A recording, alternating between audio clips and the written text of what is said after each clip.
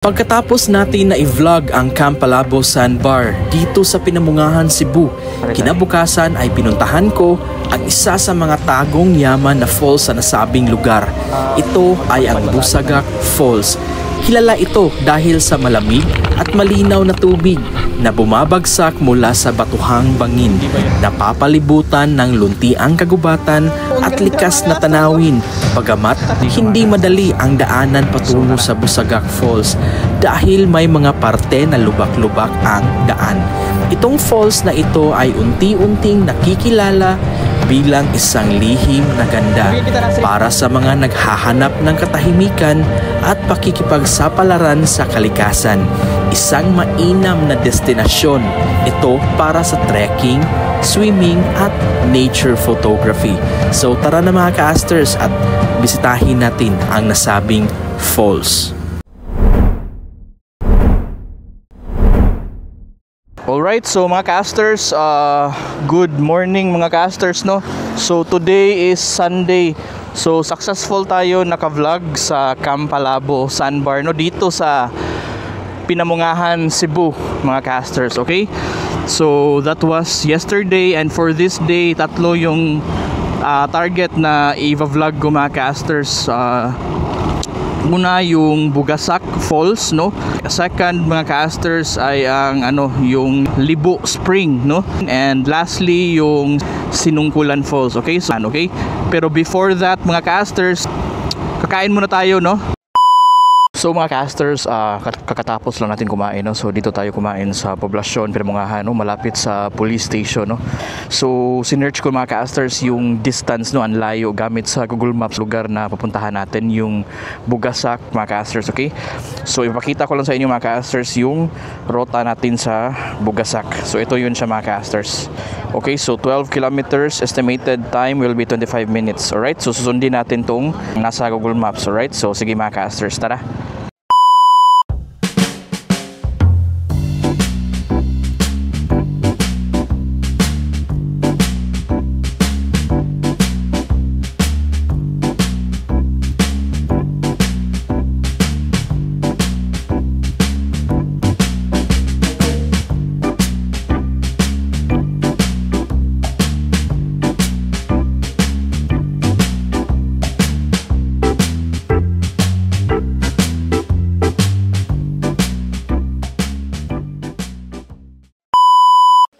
So mga casters, andito na tayo, no? Hindi ko pa alam kung saan tayo mga casters, pero sinunod ko yung short road, pero medyo rough road siya ng konti, no? So we ended up here mga casters, no? So magtanong muna tayo sa mga tao kung saan yung Busagak Falls, no? Kasi I think malapit naman tayo dito. Ay, ma'am! Asa na din siya dapita ron, ma'am? Kanisang lugar, Kani Tangog. Sitio na siya, barangay. Sitio Boluang, barangay Tangog. Sitio Boluang, Sitio Boluang, barangay Tangog. Sige. Tangog. So lakawon na lang siya padong dito, ma'am, no? Ako naman usa. Ako yung bata. So magpasama tayo ng mga taga-local dito mga casters, no? Kasi hindi natin kabisado yung lugar. So si Jeffrey pa lang yung mag-guide sa atin, no? Salamat kay Jeffrey. Ako raman usa usually.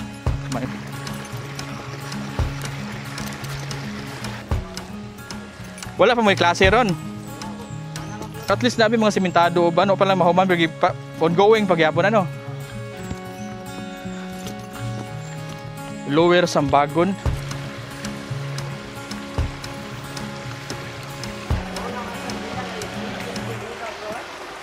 Tubod gini siya. Oron.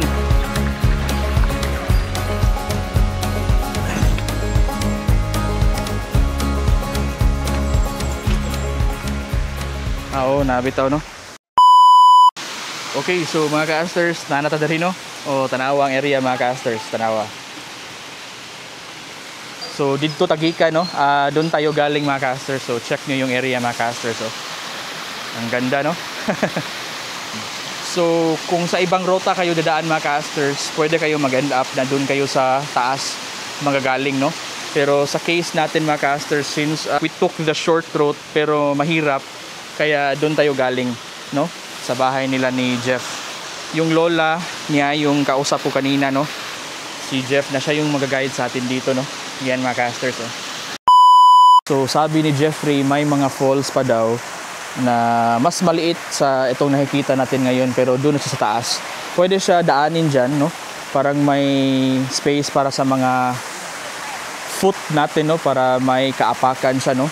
Pwede din kayo dadaan dyan sa gilid lang talaga na mismo ng falls. May mga bato-bato. May nakita ako mga videos mga casters na may mga dumadaan dyan mga casters, no? Pero parang madulas pero delikado, no? Pero pwede din kayo dumaan dito mga casters. Dyan kayo dadaan patungo dun sa taas, no? Okay? Yan mga casters. Ito yung Bogasak Falls. Nagdadalawang isip ako mga casters na palipad ng drone kasi napaka-close ng area, baka kasi walang signal, no? And maliit lang yung space maliit lang yung space para sa drone natin. So hindi ako sure kung magpalipad ba tayo ng drone. So ito yung itsura dito mga casters, oh. Ang ganda. Lamig ng tubig. Lamig ng tubig dito mga casters. So, yan yung sinasabi ni Jeff mga casters na pwede ka dyan dumaan, no? Yan, no? Yan. Pero parang napakadelikado naman tingnan, no? So, ayan, nasa taas na si Jeff mga casters. Galing siya dun sa baba, no? So, may mga bato dyan. May mga spaces na parang ginawa ata nila para maapakan sa mga, mahawakan sa kamay natin at saka maapakan sa mga paa natin, no? So, again mga casters, ito yung Busagak Falls located sa Pinamungahan, Cebu, no? So medyo malayo siya, nasa mga 13 or 12 kilometer galing sa poblasyon Pinamungahan mga casters, okay? So hindi siya gaanong kalakihan mga casters, pero kahit ganito lang siya kaliit mga casters, napakaganda niya, no? Napaka-natural niya mga casters. So binibisita to ng mga tao. Pero for now, konti pa lang yung mga tao dito, no? So again, galing tayo dun. We took the short route pero mahirap. Pero if mag long route kayo pero hindi masyado mahirap, dun kayo mag-end up sa taas mga casters. And galing dyan sa taas, pwede kang pupunta dito, no? Or kung galing ka dito sa tubig, pwede kang aakyat dyan. May mga apakan dyan sa paa at sa kamay para makatungtong ka dun sa makapunta ka dun sa taas. And pwede ka din dadaan dyan mga casters, no? Patungo dun sa taas. And pwede ka rin dadaan dyan. Gaya ng pinakita ni Jeff sa atin, no? Galing siya dun. Tapos humawak-hawak siya sa mga bato. Tapos parang may mga ginagawang mga stepping areas, no? Holding areas para sa feet natin at saka para sa kamay natin para makaakyat ka dun sa taas mismo mga casters. And pwede ka namang tumalon sa taas kung kaya mo patungo dun sa baba ng tubig. Okay? So before tayo alis dito mga casters, try natin akyatin dun sa taas, no? Para at least makita natin kung yung itsura dun sa taas. Pero dito tayo dadaan mga casters. Dito tayo dadaan. Ibilin ang suring gamit sa? Pwede na ibilin. So sasamahan tayo ni Jeff mga casters para akyatin yung taas, para at least makita niyo yung itsura, no? Yung itsura. So dyan tayo akyat mga casters. Pwede ni kupta ning guan ugat.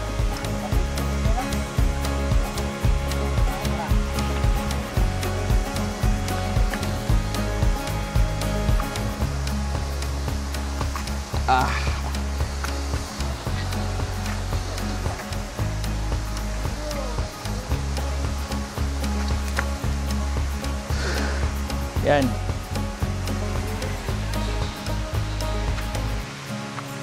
Dungog-dangog gid sa kamay pura.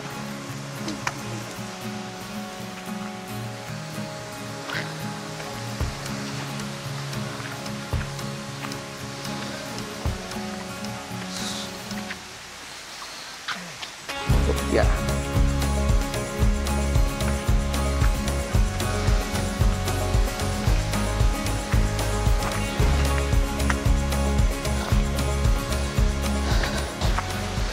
Yan, oh. Yan mga casters, oh.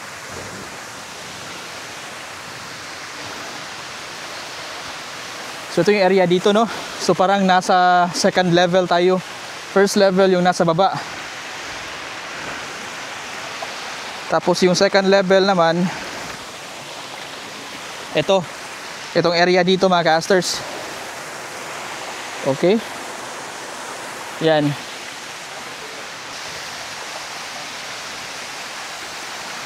Yan oh. Ang ganda mga casters.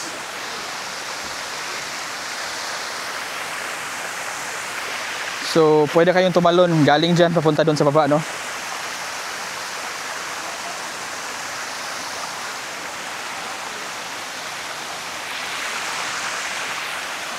Okay, so 360 degrees.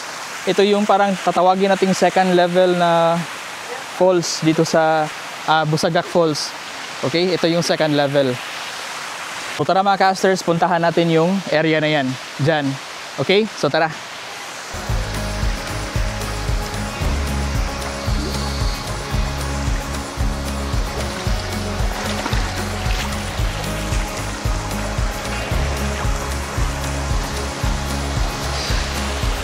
Sarap maligo.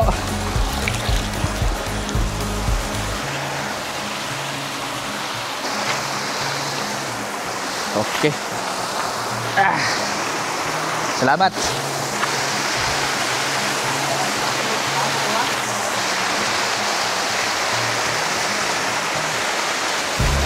Ndot tadri ay.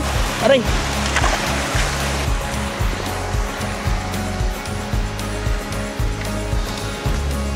Yeah. Salamat. Meron pa pala dun mga casters oh.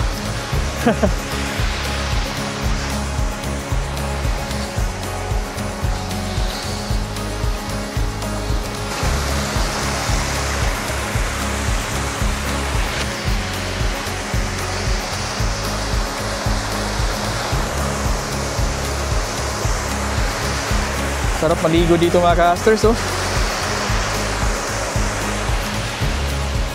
So let's just call this as the third level mga casters, no? Ito yung third level. Okay. So parang nasa level 3 na tayo mga casters, no? So ito yung area dito mga casters ha. I'll give you a 360 degrees. Let's just call this as the level 3, no? Level 3. Yan. Tingnan mo naman mga casters, so yung tubig. Lapitan natin ng konti dito. Yan oh. Ang ganda mga casters. Okay. Mga casters, alis na dito sa level 3, no? Pupuntahan natin yung level 4 mga casters. Okay? So susunod lang tayo kay Jeff mga casters. So tara.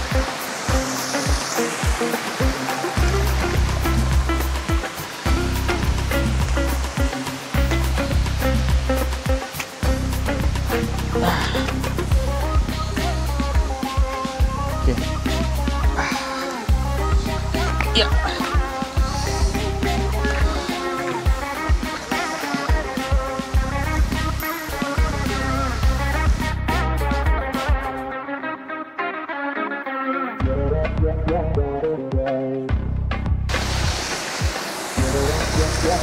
Ito na yung level 4. Gilebe-level na lang ba? So ito na. Tatawagin natin tong level 4 mga casters, no? Galing tayo doon sa baba, level 3, no? Yan. Okay, I'll give you a 360 degree view.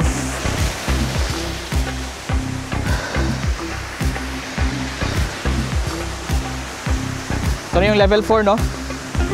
So nasa Kalasangan na tayo dumadaan mga casters. So mga casters, alis tayo dito sa level 4 mga casters, no? Sabi ni Jeff, meron pang last dito, no? Doon mga casters. Okay? So tatawagin natin yung level 5. So susundin lang natin si Jeff mga casters.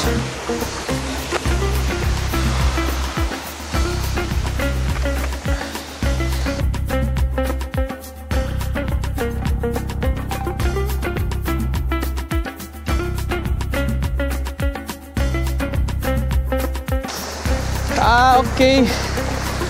So ito na yung level 4, no? Level 5. Level 5 mga casters. Okay, level 5. So ito yung area sa level 5 mga casters, no? Wow, ang ganda mga casters, oh.